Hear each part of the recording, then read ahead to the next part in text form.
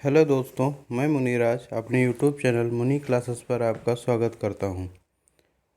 आज जो प्रश्न हम लेकर आए हैं वह हैं समाजशास्त्र के उद्भव तथा विकास से संबंधित। आइए प्रश्नों को देखते हैं। पहला क्वेश्चन है, टी बॉटोमोर ने समाजशास्त्र के विकास की कितनी अवस्थाओं की चर्चा की है? बॉटोमोर ने समाजशास्त्र के विकास की अवस्थाओं को 4 भागों में बांटा है, जिसमें प्रथम अवस्था में उन्होंने ये बताया है कि सामाजिक समस्याओं का शुरुआत में या प्रारंभ में किस आधार पर वर्णन किया जाता था। अर्थात उन्होंने सामाजिक समस्याओं के वर्णन को दार्शनिक तथा धार्मिक से लेकर तार्किक और वैज्ञानिक विश्लेषण तक की चर्चा इन चारों अवस्थाओं में की है। उन्होंने 4 अवस्थाओं की चर्चा की है।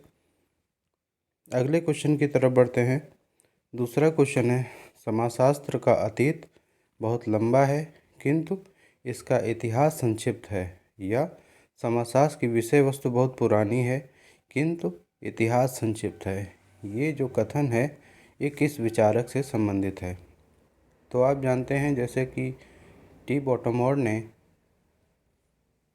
4 अवस्थाएं बताई हैं समाजशास्त्र के विकास की, और उन चारों अवस्थाओं में उन्होंने सामाजिक समस्याओं के विश्लेषण के नज़रिए को बताया है कि पहले किस नज़रिए से सामाजिक समस्याओं का विश्लेषण या समाज के विभिन्न पक्षों का विश्लेषण किस तरह से किया जाता था।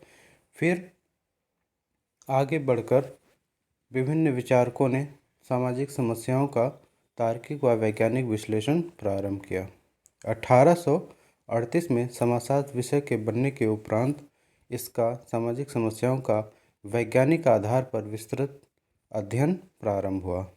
तो आप जानते हैं कि 1838 में समाजशास्त्र शब्द के निर्माण के बाद इसका औपचारिक शुरुआत इस विषय की औपचारिक शुरुआत मानी जाती है, जबकि सामाजिक समस्याओं के बारे में अरस्तु व प्लेटो से प्रारंभ होकर ऑगस्ट कॉम्ट तक एक लंबी यात्रा समाजशास्त्र ने की है। इसीलिए समाजशास्त्र को बोला जाता है कि समाजशास्त्र का अतीत बहुत लंबा है किंतु इसका इतिहास संक्षिप्त है। ये कथन है आर बेरस्टेट का है। किसका है? आर बेरस्टेट का है। अगले क्वेश्चन की तरफ हम बढ़ते हैं।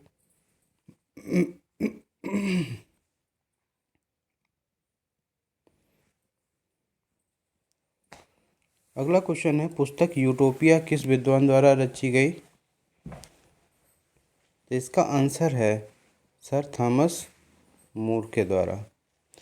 यूटोपिया जो पुस्तक है, जो थॉमस मूर के द्वारा जो लिखी गई है, इसमें उन्होंने एक आदर्श सामाजिक व्यवस्था तथा दिन प्रतिदिन की चलने वाली घटनाओं का वर्णन इन्होंने किया है।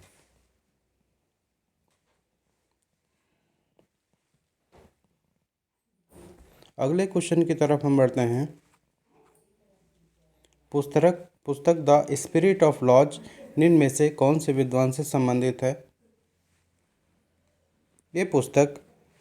ये जो संबंधित पुस्तक है स्पिरिट ऑफ लॉज, ये मॉन्टेस्क्यू के द्वारा लिखी गई है। अगले क्वेश्चन की तरफ बढ़ते हैं। किस विद्वान ने अगस्त कॉम्ट द्वारा समाजशास्त्र के लिए प्रथम उपयोग में लाए गए शब्द सामाजिक भौतिकी को चुरा लिया या उपयोग में लिया? तो आप जानते हैं कि अगस्त कॉम्ट ने इस विषय के लिए जो सामाजिक समस्याओं का विश्लेषण करती है, प्रारंभ में इसके लिए सामाजिक भौतिकी को चुना था या उपयोग में लिया था। बाद में 1838 में समाजशास्त्र नामकरण किया। इससे पहले 1835 में इस शब्द को एक विचारक थे क्वाइटलेट, जिन्होंने इस शब्द को अपने लेखों में उपयोग करने के कारण फिर अगस्त कॉम्ट को इस शब्द को छोड़ना पड़ा और समाजशास्त्र शब्द को उपयोग में लाना पड़ा। अगले क्वेश्चन की तरफ बढ़ते हैं। पश्चिमी देशों में पुनर्जागरण का आरंभ किस देश से हुआ? पुनर्जागरण का अर्थ होता है फिर से जागना या एक नई चेतना का संचार करना। पुनर्जागरण का आरंभ 15वीं शताब्दी में इटली में हुआ था। कहाँ पर? इटली में हुआ था। इसकी हम डिटेल में चर्चा, जब हम क्लास करेंगे तब इसकी हम डिटेल में चर्चा करेंगे।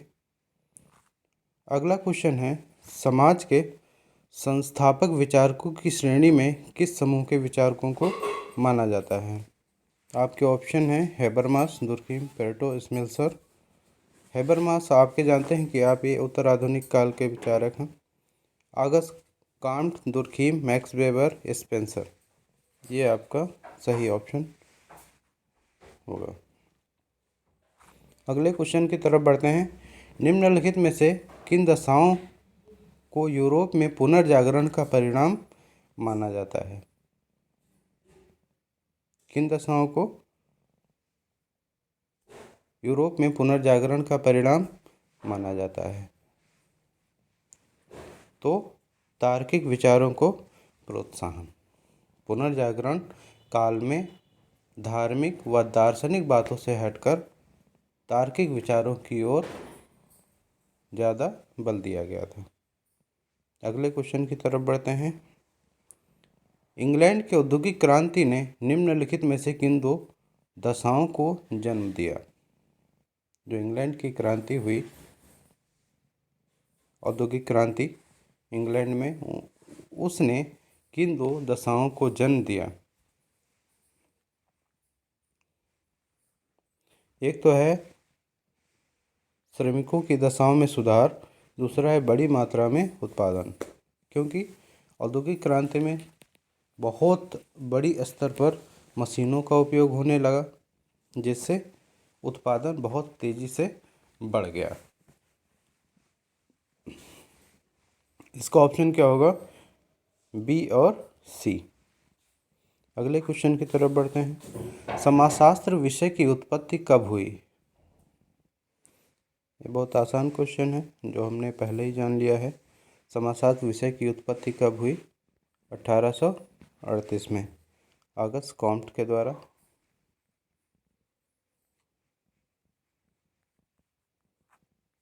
ऑगस्ट कॉम्ट के द्वारा समाजशास्त्र की उत्पत्ति की गई है। समाजशास्त्र शब्द को उपयोग में लिया गया।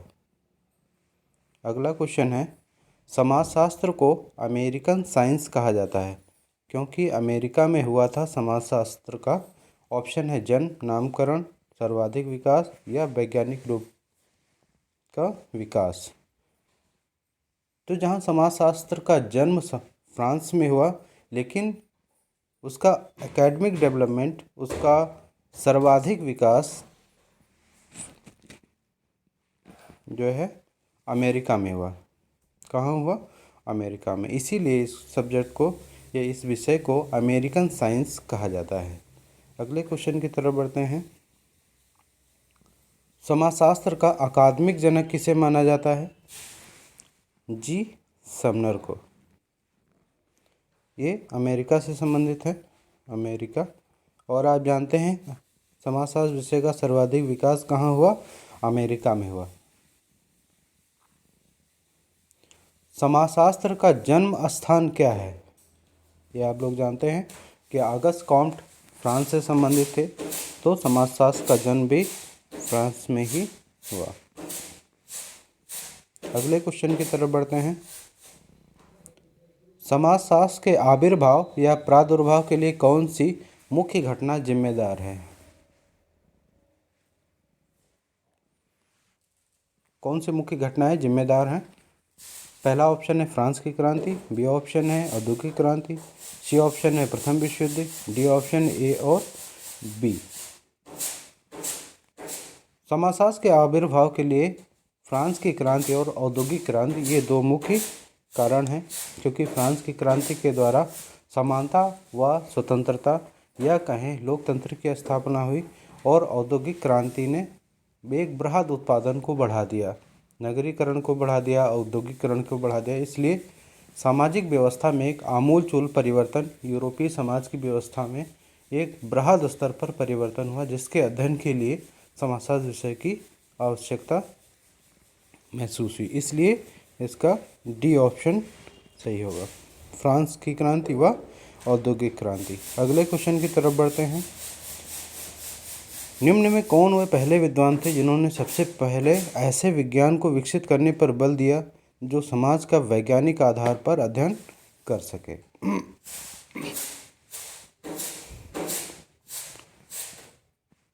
पहला ऑप्शन है ऑगस्ट कॉम्ट तथा जेम्स मिल। दूसरा ऑप्शन है सेंट साइमन तथा जेम्स मिल। सी ऑप्शन है सेंट साइमन तथा ऑगस्ट कॉम्ट। डी ऑप्शन है स्मॉल तथा सेंट साइमन।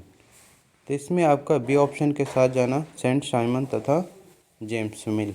इन्होंने सबसे पहले, इनके दिमाग में विचार आया था कि ऐसे विज्ञान को बनना चाहिए जो समाज का वैज्ञानिक आधार पर अध्ययन कर सके। ये ऑगस्ट कॉम्ट से पहले भी, ऑगस्ट कॉम्ट से पहले इन्होंने सोचा था। फिर जाकर आगे ऑगस्ट कॉम्ट ने 1838 में इस विषय का निर्माण किया। अगले क्वेश्चन की तरफ बढ़ते हैं। ऑगस्ट कॉम्ट के बाद किस विचारक ने समाजशास्त्र को एक अलग विज्ञान के रूप में स्थापित करने का प्रयास किया? वे कौन से विचारक हैं जो ऑगस्ट कॉम्ट के बाद सबसे ज़्यादा एक विज्ञान के रूप में समाजशास्त्र को स्थापित करने की कोशिश की या प्रयास किया? जितने भी क्लासिकल थिंकर्स हैं, जितने भी शास्त्रीय विचारक हैं, उन्होंने अपने सिद्धांतों के द्वारा समाजशास्त्र को एक विज्ञान की श्रेणी में लाने का प्रयास किया है कि जैसे प्राकृतिक घटनाओं का जिस प्रकार से नेचुरल साइंस या प्राकृतिक विज्ञानों के द्वारा अध्ययन किया जाता है, उसी तरह, उसी वैज्ञानिक दृष्टिकोण से सामाजिक घटनाओं का भी अध्ययन समाजशास्त्र के अंतर्गत होना चाहिए। तो वे कौन से विचारक थे जो ऑगस्ट कॉम्ट के बाद समाजशास्त्र को एक अलग विज्ञान के रूप में स्थापित करने का प्रयास किया? Durkheim, amyl Durkheim. अगले क्वेश्चन की तरफ बढ़ते हैं। फ्रांस में समाजशास्त्र एक विषय के रूप में कब प्रारंभ हुआ? आप जानते हैं फ्रांस में समाजशास्त्र का जन्म 1838 में हुआ ऑगस्ट कॉम्ट के द्वारा, लेकिन उसका एक विषय के रूप में प्रारंभ 1889 में माना जाता है। 1889 में।